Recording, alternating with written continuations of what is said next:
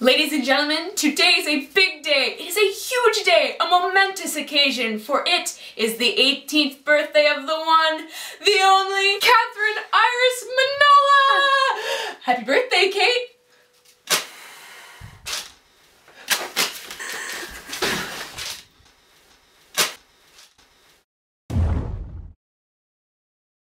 Yes, today is my birthday, my 18th birthday, and I was fully prepared to celebrate it in peace and tranquility until she showed up.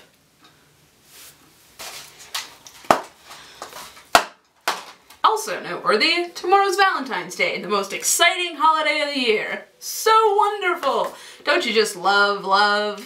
As you can tell, Kate is one of those anti-Valentine's Day people. But at least I have good reason. My birthday has always been overshadowed by Valentine's Day. Do you have any idea what that feels like? It's always an afterthought, like, hey, it's Valentine's Day. Oh yeah, and Kate's birthday too, right? That's in there somewhere. It's a little holiday hog, that's what Valentine's Day is. Doesn't matter what else is going on in February, Valentine's Day consumes the whole month. Somebody sounds a little jealous. No, that's not possible. You can't be jealous of a day. Prove me wrong. Fine. I also don't like Valentine's Day because it's just obnoxious. It's a day where all the people in the world who have found love and satisfaction get to rub it in the faces of everyone else who haven't. And you know what?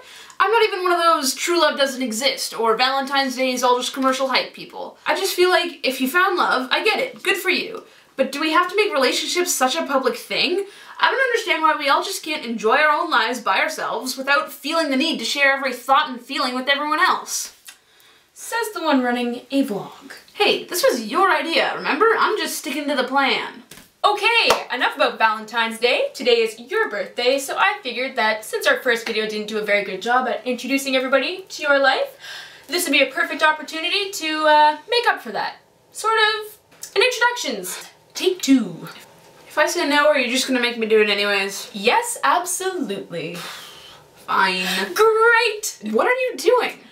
We are going to properly take care of your introductions by playing a good old-fashioned game of Jeopardy. Jeopardy? Ta-da! How do I look? Positively idiotic. Fantastic.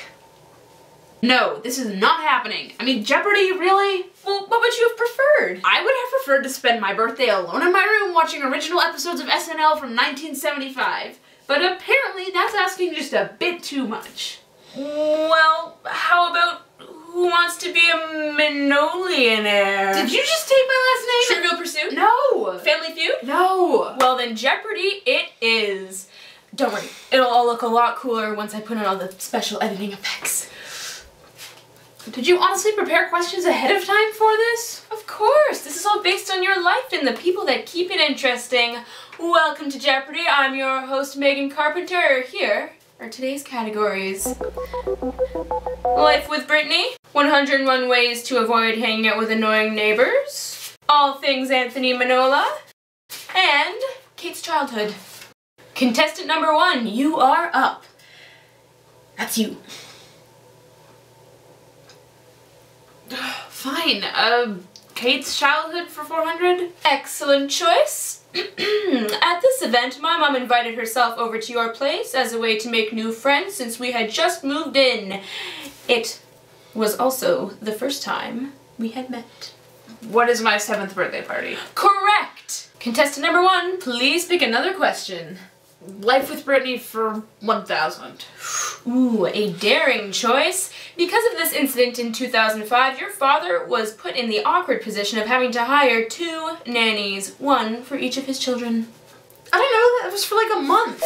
Ooh, incorrect. The correct answer was, what is the infamous sandpaper fight of 2005? Contestant number 1, you are now down 1,000 points. On to our next contestant. Contestant number 1, please choose another category. Isn't this game done yet? You've only answered 2 questions. Megan, honestly. Contestant number 1, your audience is waiting. Fine. All things Anthony Manola for 200. All right. Your father is a corporate lawyer for this prestigious firm. What is the law firm of Dunham, Lee, Manola, and McIntyre? Correct! Contestant number 1, you are now in the lead with negative 400 points. I'm the only one playing, genius. There has got to be a more efficient way of doing this. Wait, you don't want to do this? No, haven't you been listening? No, I have not.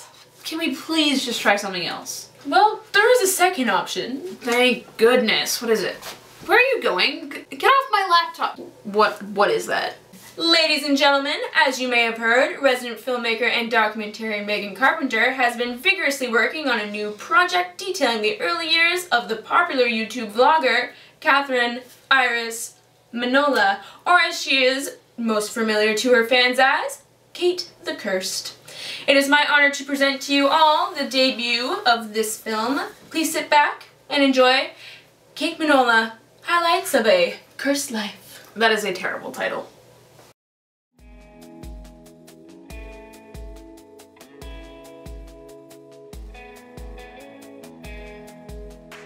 Welcome to the life of Catherine Iris Manola. To tell Kate's story, we must first set the scene. Her father, Anthony Michael Manola, comes from a very wealthy family. In fact, he inherited the house in which Kate's family currently resides from his father, who originally inherited it from his father. Mr. Manola made partner at a very prestigious law firm in downtown Toronto when he was very young. Around that time, he also met Susan Bauer, a former law student herself, who he eventually married. On February 13th, 1996, at 6 a.m., a healthy baby girl was born to Mr. and Mrs. Manola. That baby was Kate. She had a normal infancy. She ate, she slept, she pooped, and she cried. She cried a lot. When Kate was 2 years old, she got a baby sister, Brittany Rose Manola. Kate, being too young to have many thoughts on the issue, probably didn't hate her sister then nearly as much as she hates her now. As a kid, Kate was fairly normal. She ate crayons and dirt, played around in her huge house, and was best friends with her across the street neighbor, Hudson, a boy of the same age. The year that Brittany turned 3 and Kate was 5, the Manolas hired their first nanny. She was the first of many to come. Kate and Britt were mostly peaceable children until Britt started going to school. They started to have issues in the playground where they would throw sand at each other, push each other in recess line. You get the idea. I'm sure that if you were to ask Kate about it, she would insist that it was always Brittany that started it, and that she was always blamed because a big grade 2 bully beating up a helpless senior kindergarten is a lot more believable than the way it actually happened.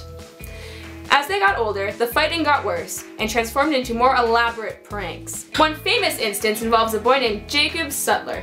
The story goes that, in grade 5, Brittany told Jacob, who's always been a little awkward, that Kate had a crush on him, and that she wanted to meet him by the big tree in the back corner of the schoolyard.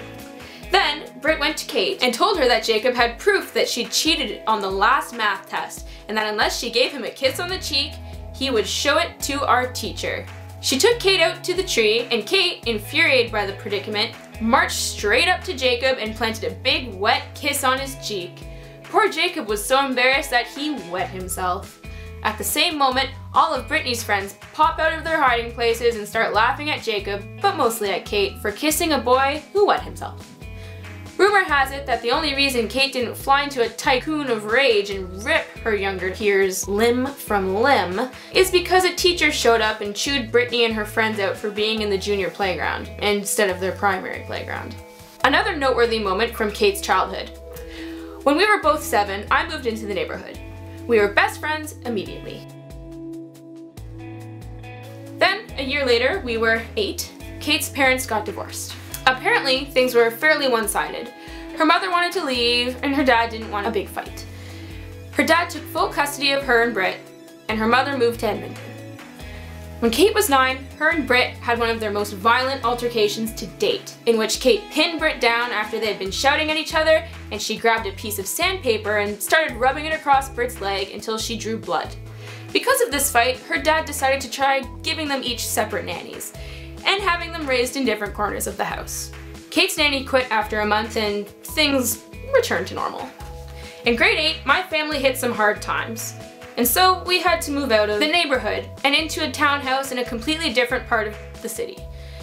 It's only about a 10-minute bus ride though, so I was able to continue to attend the same school as Kate and visit her regularly. And that takes us to high school. Kate has had a fairly standard high school experience.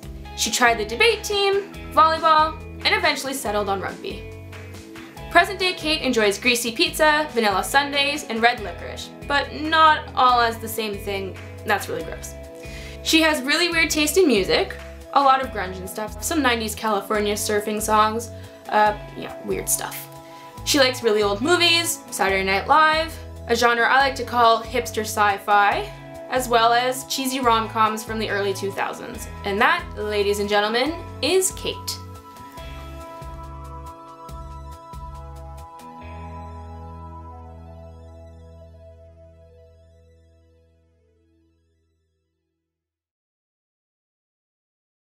So, what'd you think? I'm speechless. Then I will consider it a success.